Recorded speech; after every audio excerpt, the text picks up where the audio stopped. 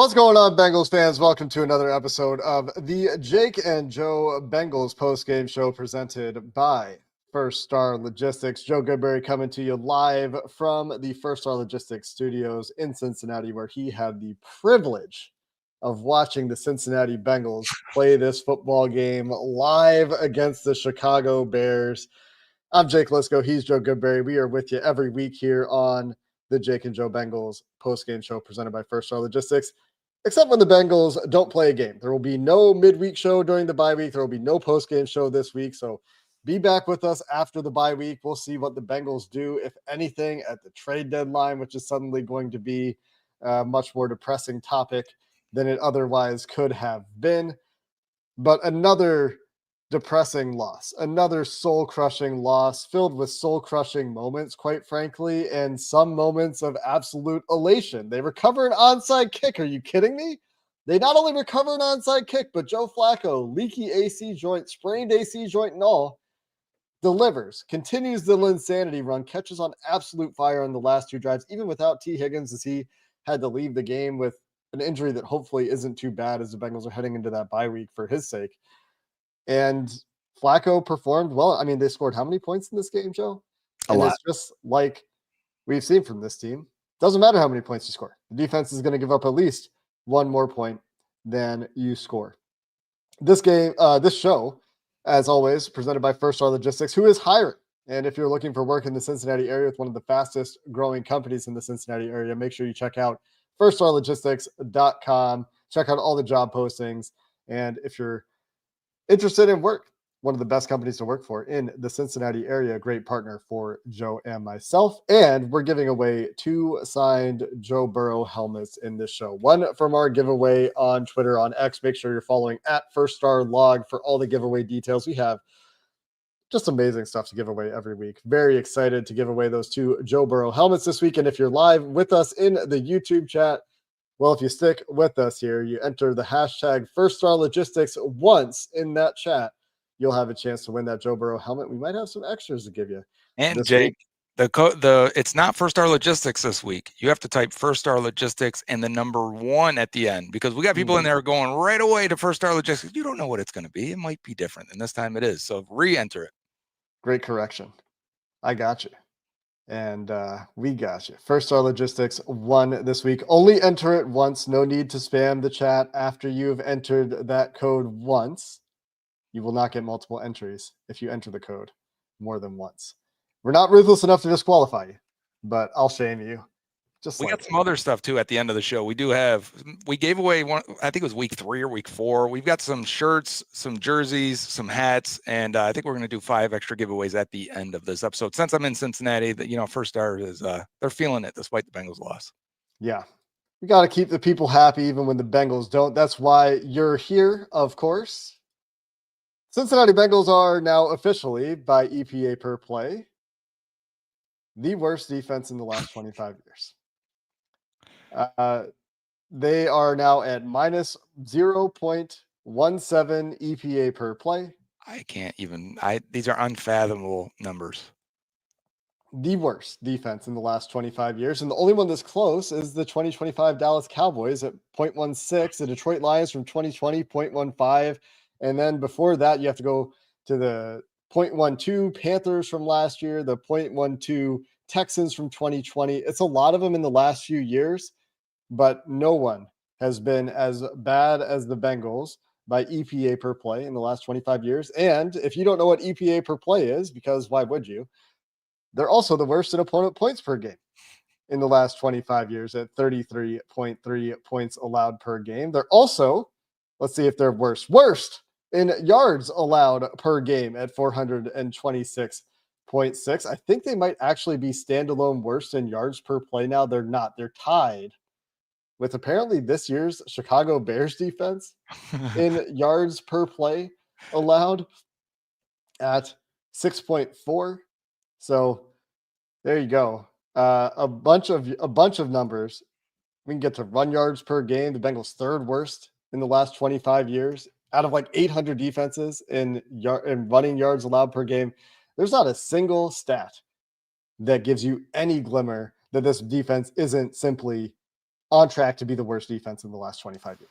And I've spent the first 6 minutes of this show laughing and smiling and giggling over here. And not because I'm happy. It's crazy. It is. I couldn't believe what I was watching during the game. I mean, you start off with a kick return touchdown, right? You get a blocked field goal. You get an onside kick. What are teams' records when you get those three things in a game? I bet they're winning 90% of those games. You probably just get kick return and block field goal, and you probably win 90%. It's insane that they lost this game. And then you add in the offensive production on top of that. I wouldn't be surprised. This is one of those stats we see: one loss and 150 wins, if there's even been that many games that can do all these things together in over the history of the NFL. For them to lose this game the way they did again, I mean, what a heartbreaker last week we talked about in that Jets game. Just, you couldn't believe that game went the way it did because it was the Jets offense. They were able to run the ball down 2 scores and come back and win, go for 2 points. And it was running backs throwing for touchdowns. We get quarterbacks with 2 receptions this game. The Bears were toying with the Bengals defense the entire time. And if it wasn't for a missed field goal at, right before halftime, this game, for them to go into halftime 20-17, I was like, I can't believe we're even here. It didn't feel that way to me. I don't know if it felt different watching. In the stadium, there was a lot of Bears fans, a lot of angst. You could feel that. And for them to be at halftime, I'm like, wow, I can't believe they're up and on pace for potentially 40 points again. And then to come away with, okay, down 2 scores, they're just you knew the other shoe was going to drop. You knew the offense just couldn't keep pace. For them to come back, get a 2-point conversion, get the onside kick, go down, score again. And I'm looking at the other guys here. I'm like, can you believe this? Can you believe they came back in this game? Oh, but there's still a little bit of time. Too much time, evidently. They still shouldn't have scored the way they did. Down the middle on 3rd and 10, missed tackles by both safeties, one more egregious than the other, in my opinion, with Jordan Battle. And then he goes straight down the middle of the field. No one's fast enough to catch the tight end. Not that it would have mattered. It was an easy field goal either way. I couldn't believe what I watched. I still can't believe it, Jake, as we're sitting here. I'm looking at all these numbers, the situation, everything that happened. That was one of the craziest Bengals games we've ever witnessed.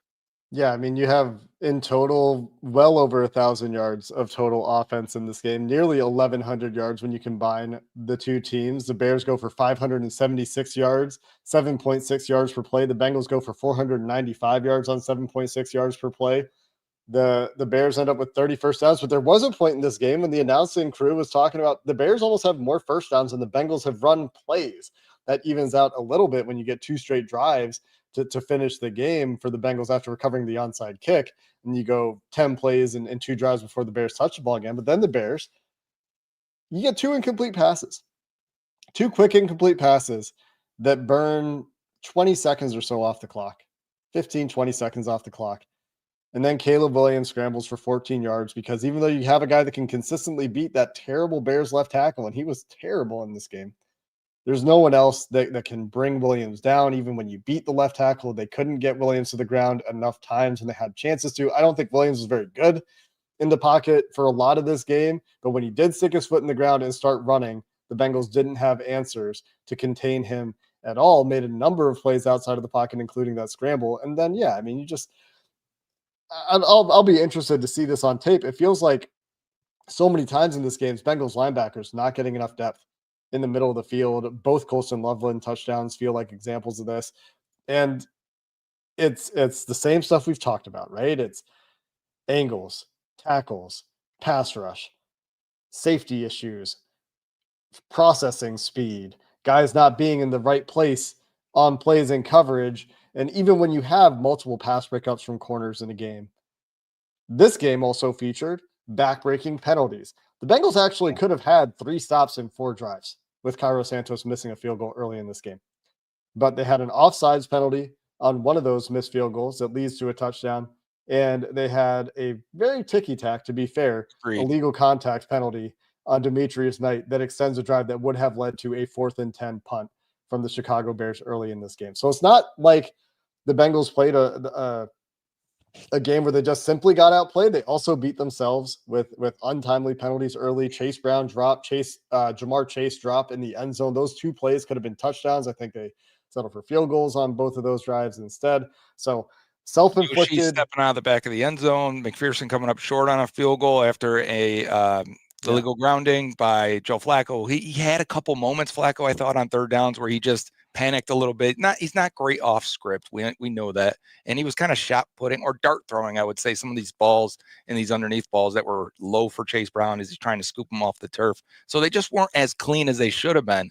That it's crazy they were able to still put up 40+ points again. 42 points. And a lot of that is Flacco, like for a lot of this game, I don't think was playing great. He was fine, but he was giving guys a chance. And T. Higgins with one of the best catches you've ever seen. He's had. One of the best games he's ever had. Absolutely. Almost had another catch that would have been absolutely bananas on a ball that went straight over his head. And in the end zone on a deep ball. That would have been insane if he caught that one too. Very hard catch, actually. People don't know if you've never done that. Looking directly over like your sternum straight up down the middle, it is like looking in a mirror. You go this way, you're like, oh no, I'm supposed to go that way. You always see receivers doing that, and it just falls right in between.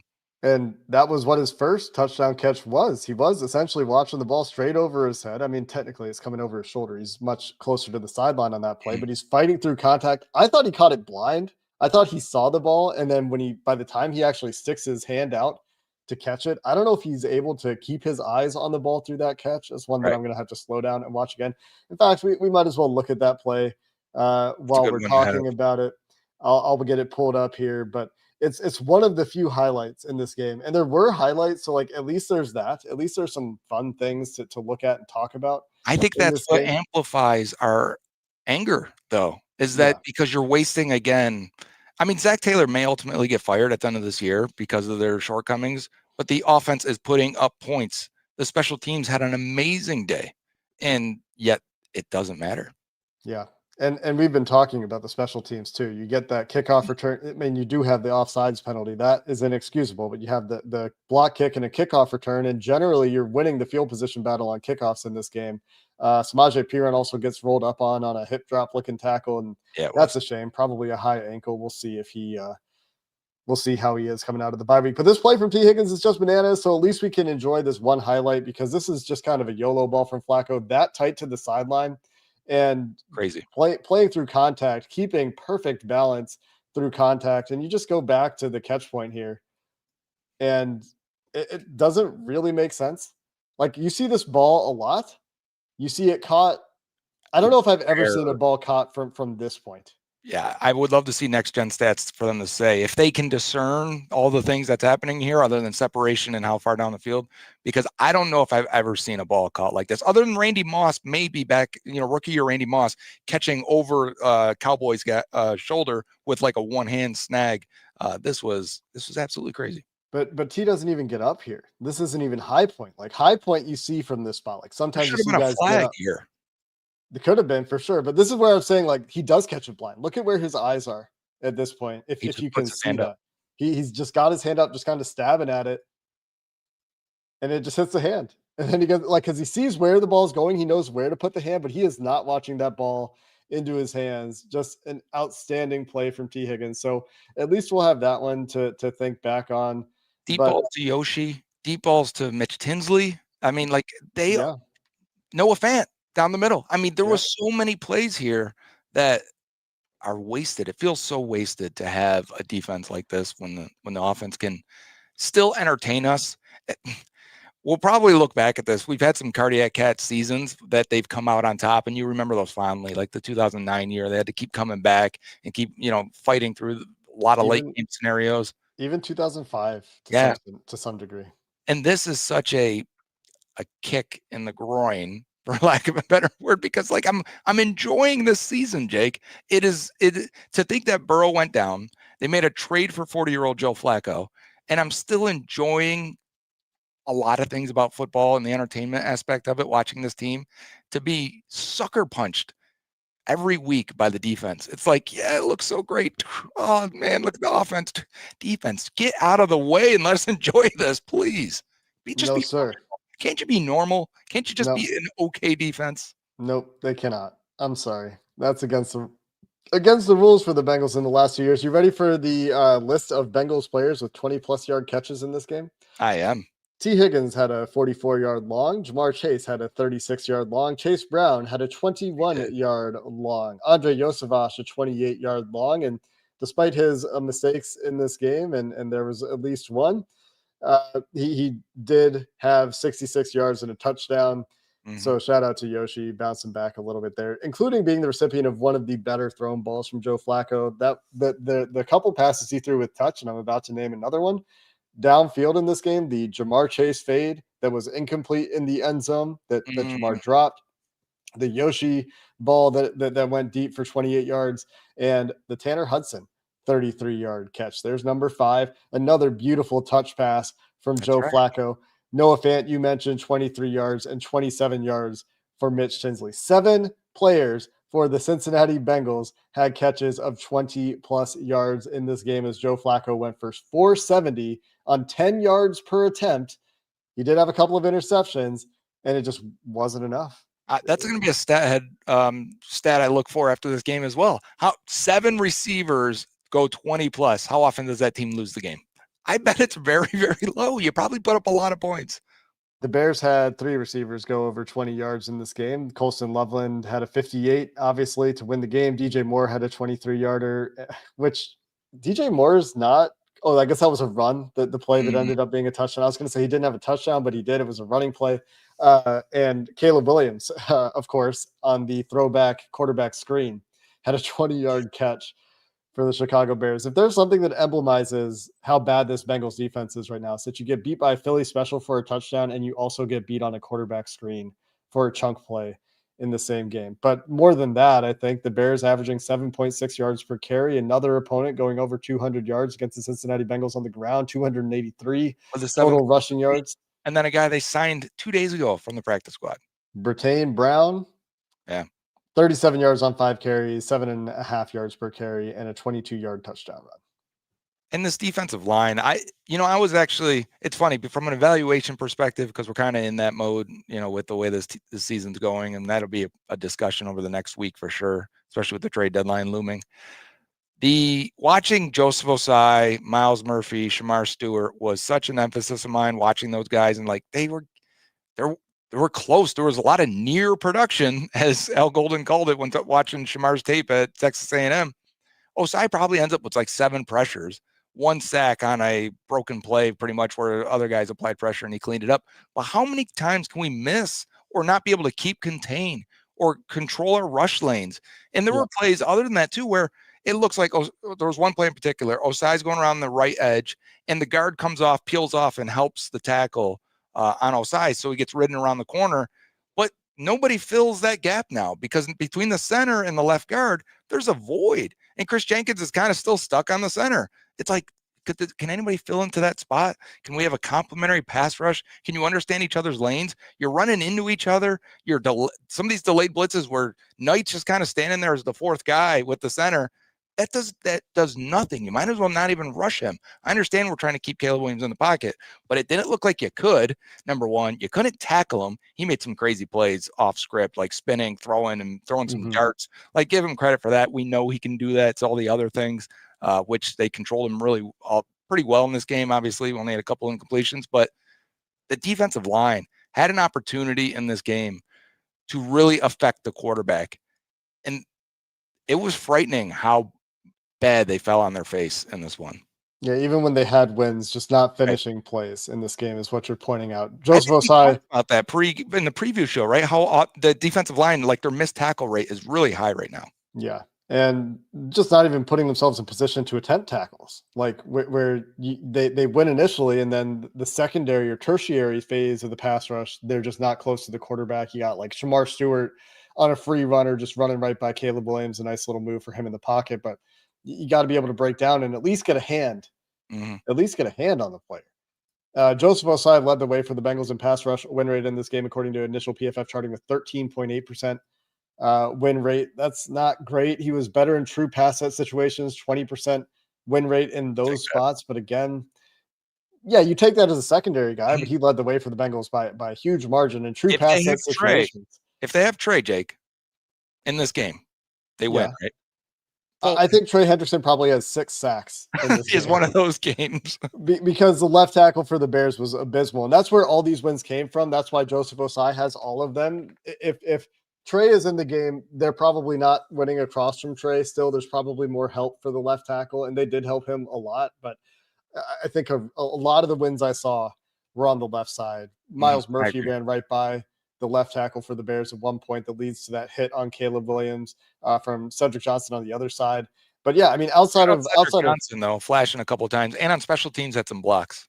Yeah, he did on special teams in particular. He was the second highest win rate on the team overall, but on true pass sets had no wins. Outside of Joseph Osai, there were 2 players that had a non-zero pass rush win rate, and that was Shamar Stewart at 7.7% and Miles Murphy at 6.7%. The rest of the Cincinnati Bengals team in true pass set situations had a 0% pass rush win rate.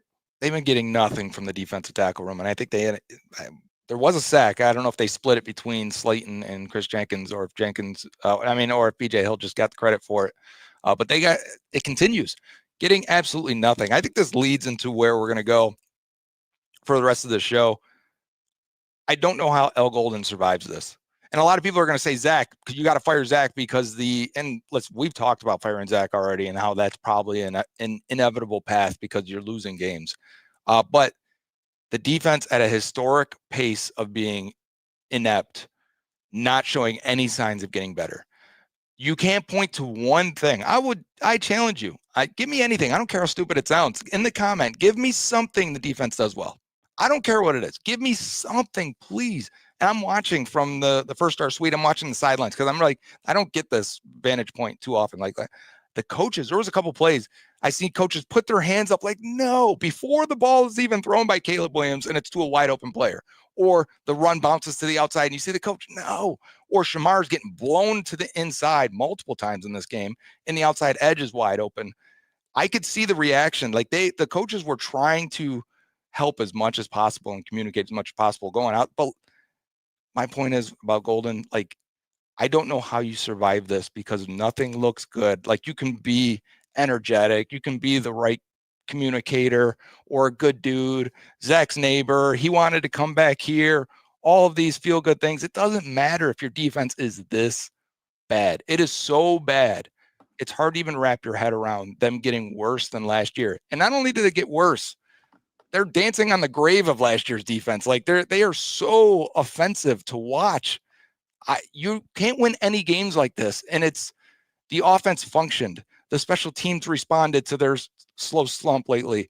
And they went for 2 and got it on being down 14, which I love. Yeah, Zach, way to go. And like, you get nothing. You get no credit. You win nothing. Good day, sir.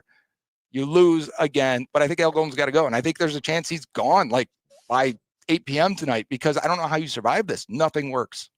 I have for a long time thought that they just won't make a change in season.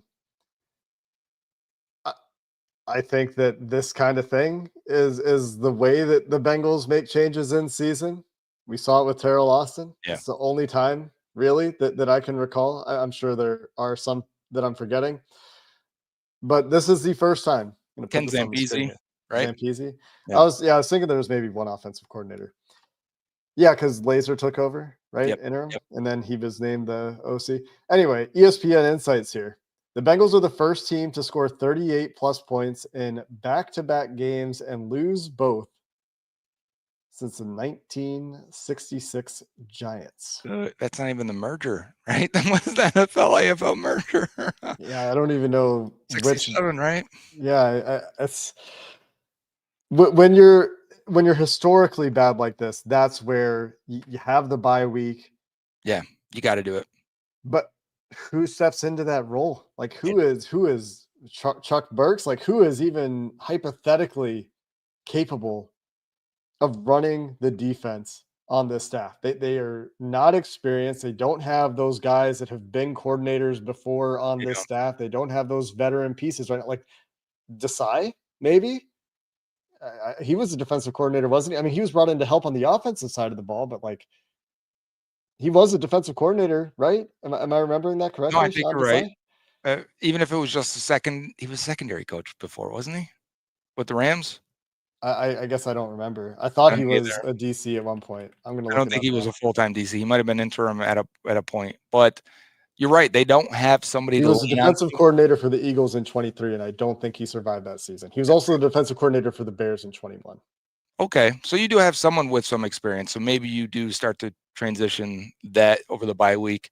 I was just starting to think, like, what did the Ravens do last year? They brought in their old veteran defensive coordinator halfway through the year. Was it Wink Martindale last year? It wasn't. It was somebody else. But I started to think, like, is there any defensive coordinator or defensive head coach that's been fired recently or last year? You got to figure out something. You got to, if you can't, and this may be an overarching issue that they've had with Zach Taylor hiring assistants. If your tree isn't, or your net isn't that wide that you can't get somebody in here to help you out, that's pretty alarming. It's a lot of things alarming right now. I don't even know. Like, I don't even know what else you can say about this defense. We said all the things. It continues to do all the things that are terrible, and it continues to somehow get worse. Like, they played a better offense this week, and it was worse than last week. They gave up 47 instead of 39. I mean, you let Mike Pennell go for nothing. Jordan Jefferson plays a fair amount in this game, 13 snaps. Looked terrible. McKinley Jackson, active, didn't even get on the field despite being active. So, yeah, I don't really know what you do. Like, nothing they're doing on defense is working. So I don't know how you don't just say, you know what, we gave it 9 weeks. It's Yeah. getting worse. How do you continue that? You I don't can know. you can't continue it because then that's the thing. Like nothing, it doesn't even look right. It doesn't even look normal. Nothing looks correct on defense at all. Maybe sometimes in man coverage, like I'm like, yeah, DJ Turner looks great. Sticking with receivers. That is it. I gave you that's the answer. If someone's putting the comments in there, I didn't read the comments, but that's it. The pass rush doesn't look good in terms of lanes function where they're lining up. Continuing to put Demetrius Knight as the fourth rusher as if he can actually rush the passer. He can't. Stop. What are we doing? Continuing to drop defensive ends in the coverage. Miles Murphy, I think on the first drive is the one who gets picked down over the middle as he's dropping back. And like, why are we doing this continuously? And then the zones, too many breakdowns. Guys not understanding how we're passing things off and who you should be picking up out of like a bunch set or when someone's dragging across the middle. It's just everything is so bad that it looks like a defensive coordinator that has never coached it before. And I know that's not the case with Al Golden. So something is wrong at the core of what is happening on that side of the ball. Yeah, I mean, they bring him in to communicate well with the young players, and it just doesn't work. So what else is he doing? He can't run the defense he wants if you listen to him, because he says he can't do anything simpler than what he's already doing. And this is what I'm talking about when we're talking about guys not being in the right place in like zone coverage. Watch Barrett Cart or watch Demetrius Knight on this play. I feel like he should have some depth, but and doesn't gain depth. And as a result, he's like diving to try to break this pass up. But he bounces a half yard back from where he starts. And as a result, instead of like because there's nothing to hold him, right? Like Barrett Carter has to Maybe deal the with number 3 inside, but as soon as he breaks down, he's like, okay. and Barrett Carter's got to deal with that too. Yep. And instead, like there's no feel like he's watching the quarterback's eyes. He starts on the 1, he bounces back to like the half yard line here. And then as the ball's coming out and Caleb Williams puts a lot on it, he's level with the goal line. If instead he actually gets a couple of yards of depth here, that's all we're talking about. Like 2 yards of depth here. You're not laying out for it like that. The ball's going over your hand. Maybe you're in the passing window. Maybe you have an interception on this play.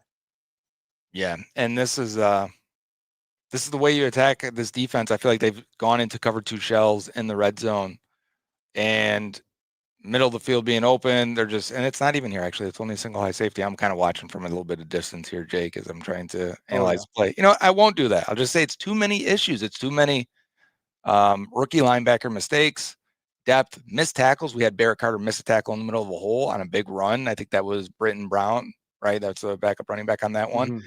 And it's just like, how are we still having this? How are we still having? And I thought Jordan Battle for the first maybe 3 quarters, I'm like, okay, he's playing physical. He had a couple hits, and then he comes up soft on a couple plays. And they were trying to console him on the sideline. Players are coming up to talk to him and pat him on the head and say, you're all right, you'll be okay. And then it ends the way it ends for him. I mean, that's got to be crushing for him as well. He's trying to be a tone setter, and he's supposed to be this guy who is super smart and can help set things up and was calling the defense and understood everything for Nick Saban at Alabama. And we're just not getting any of that either. If every single person looks worse on defense somehow, other than DJ Turner, if 10 out of 11 players are performing worse than expectations, that's more of a systemic issue for that side of the ball, which is why I listen, Duke Tobin may get fired at some point. Zach Taylor may ultimately get fired, but I think going into the bye week, I don't know how Al Golden survives this. Outside of it being the Bengals and it being the Bengals just Even gonna, with you know what? Because other teams would have fired him probably. Oh yeah, for sure. But like the Bengals, like, you know what? We're paying this guy. And they paid him a lot to leave Notre Dame. We'll keep him around this year. We think they paid him a lot. Well, I think that I didn't ever see anything that suggested the number. We just know that he was getting paid a lot at Notre Dame, like $3 million or whatever, like one of the highest paid. Yeah. So the Bengals, just to wrap up on this defense, the missed tackles in this game, usual suspects, right? Jordan Battle, 2 missed tackles, Geno Stone, 2 missed tackles, Oren Burks, who played more in this game as Demetrius Knight left with reportedly cramps, 2 missed tackles for him. Some corners with some missed tackles. Cam Taylor-Britt had a couple. Also had a pass breakup. Wasn't a particularly bad game. No for Cam Taylor-Britt. Did lose a matchup with Colston Loveland, which is the play we were just looking at, where it looked like cover 3 to me, but don't think Demetrius Knight gets enough depth there. And there's just too many issues on that side of the ball. Everything essentially is an issue outside of maybe we're talking about maybe the cornerback room. That's the only spot that you could maybe make an argument. Things are going okay-ish, you know? On the offensive side of the ball, it's just disappointing, we're talking about. We can't even evaluate the offense. It's so hard to, because there's things we can nitpick. There's things we could talk about. There's some things we can highlight, which we've tried to do. But it's just, I don't know how many people want to even hear it, right? Like if we're like, yeah, man, great game. Like who wants to hear it? It was fun in the moment. If they have won, we probably would have just talked about the offense for the majority of the show. Like, yeah, but the defense still stinks. But at some point, we can't even appreciate what is happening over there. Offense goes for 470 through the air, not counting the couple of sacks. Only 46 yards on the ground today. Not really in a position to run the ball a lot in this game. Yeah. Passing game working as well as it was. They don't go to the run as much. I continue to be impressed with Joe Flacco, though, Joe. I know all the things we're talking about with the game and everything's terrible. I get it. But Joe Flacco going 10 yards per attempt on a busted shoulder, giving guys chances, and honestly, throwing some beautiful passes at times in this game. Wasn't perfect. One of the interceptions, a late check down to Chase Brown under pressure, really bad. Wasn't good under pressure. That's going to continue to be who Joe Flacco is. We talked about that when they traded for him. But he's given his guys chances. I think even Burrow, people have made more out of it than I think they should have, saying Burrow can learn things from this offense. You know what he can learn, in my opinion? Sometimes you just throw it up to the guy and let him make a play. Burrow did that, early Burrow. And then he got really super efficient and high 80, could hit 80% accuracy in any game. And then, sometimes you look at that and you go, just let your guys go do your thing out there. Let Mitch Tinsley catch it. Let T. Higgins catch it. Let Andre Osavash go up for it. And now you have to sit with this through the bye week. At least you got some fun things happening on offense, but when you're losing, who cares, right? The players certainly don't. Looking at reports out of the locker room, offensive players just man, what do we have to do? Just like last year. What are they now? 1-5, is it, in the last X games where they've scored 33 plus points, 35 plus points, or whatever it is? You can't endure this for so long and maintain the locker room. And now you got to live with that. Like I said, you got to live with that over the bye week. I mean, we got reporters talking about getting laughed off in the locker room. Defensive players declining to talk, getting laughed off. Catch you all Monday. I mean, that's probably not great. And I'm sure once I scroll Twitter more, it's going to be. It looks like there's some ugly potential stuff happening in that locker room right now, which you would expect, boiling, right? What's that? Yeah, feels like it's boiling. Yeah. We've got some stuff to give away here. You got to live with, oh, yeah. The last one I was trying to make here. Yeah, now you have to get through a bye week like this, right? With this taste in your mouth. You got 3 lingering trade requests. You got reports from Jay Glazer before the game that potentially the Bengals have softened their stance on not trading Trey. We'll see if You they should. actually take an offer at this point. If you're not going to bring him back, might as well. Might as well get some capital. You're definitely not in a position to be buyers at this point. And I allowed myself to think about this for a second, though, when they did come back, when they completed this comeback and we're up by 1, I yeah, thought maybe they should buy. Maybe they should get a defensive piece that could help them. And now I'm just like, you can't, and you got to trade away. You and got to trade away assets that other teams are actually interested in, which kind of tells you a little bit. yeah, Logan Wilson, Cam Taylor-Britt, and Trey Hendrickson all drawing interest on the trade market. Last chance to get that hashtag First Star Logistics 1, the number 1 at the end of that hashtag for a chance to win our Joe Burrow helmet giveaway or some of those little bonuses. Yeah, That we got jerseys for and you that shirts and Joe's holding hats. up They got a there. bunch of goodies over here. They got a lot more too. Do we want to talk about? Man, there's so many things in this game that we didn't even get to this. Like we're not even getting to the Zach Taylor decisions because they're so low on the priority list compared to like everything that Zach Taylor is doing. But the decision to kick that field goal with Evan McPherson, we're not going to get to we're not going to get to today. We're not going to get to. He hit from 60 at that point in pregame. I'm sure he did. But the late decision is what James Rapine pointed out. Very late in the operation, had to run out there, got the snap off right before the play clock expired, perhaps affected the operation. Can I bring that up too? They are some of their rotations, and I always wonder why late calls happen on offense, and Burrow looks frustrated. Yeah, I feel like they sub in these guys pretty late. Yep. On the defensive line, I'm watching the rotation, and they're subbing 2 or 3. There was 1 4th down where we watched Samar Stewart get absolutely mauled. That play's been on Twitter. He was the last guy getting out there because he didn't know he's supposed to be out there. Like they're trying to tell, like, oh, no, this is not right. Shamar, you got to get out there.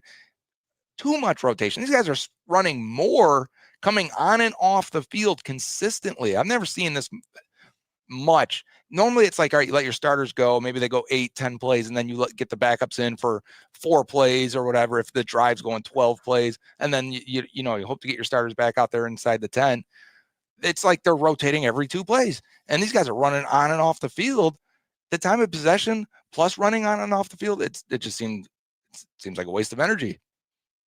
And it's just late. Like it's a super late. consistently late operation that we've seen throughout this tenure. I'm sure it's not the most uncommon thing around the NFL. I'm sure this is a problem for many teams, but like the late field goal decision, one issue, and the other one that is just like kind of emblematic of this team and this season is challenging a play that turns into a touchdown. Oh, that's for your worth a opponent. challenge, to be honest. I think that was just more bad luck. Totally understand. The challenge is just kind of hilarious. It's perfect Zach Taylor moment for right now because it is hilarious. Yeah. Let's get to those giveaways. We can stop being sad for just a moment and celebrate giving away some sweet swag to you, the audience here with First Star Logistics. We appreciate you checking out the Jake and Joe postgame show presented by First Star Logistics, and we got a couple winners here for those Joe Burrow signed helmets. We do. The first one from Twitter, from X, is Jeremy Beckham, who's been very active in the Bengals Twitter space for a long time. So shout out to Jeremy getting the first Joe Burrow signed helmet. That's a really good, really cool prize. Congrats to Jeremy Beckham. Yeah, he's one of the long time. I recognize the name and have recognized it for a very long time. We've also got one to give away for those of you that have been with us here or hanging out 40 minutes into the postgame show after a terrible, terrible game from the Cincinnati Bengals. Maybe you'll go home happy as we've got our YouTube winners. Do we want to do the last one be the helmet and we do these 5 smaller giveaways real quick? Sure, let's do that. No, Burke's saying no. We should Burke do says no. Burke says we're no. giving away the big deal first. Helmet first. The other helmet first. And You're let's gonna see read the name who this time. wins. I don't want to see this. I got it. We got the drum roll. Nice. We've clicked it.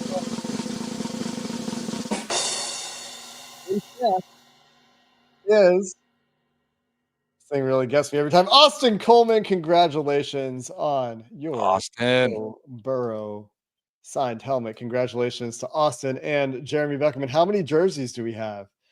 We have giveaway? 1 jersey, 2 hats, 2 shirts. So if we want to start, let's start 2 hats and then 2 shirts and then the jersey last.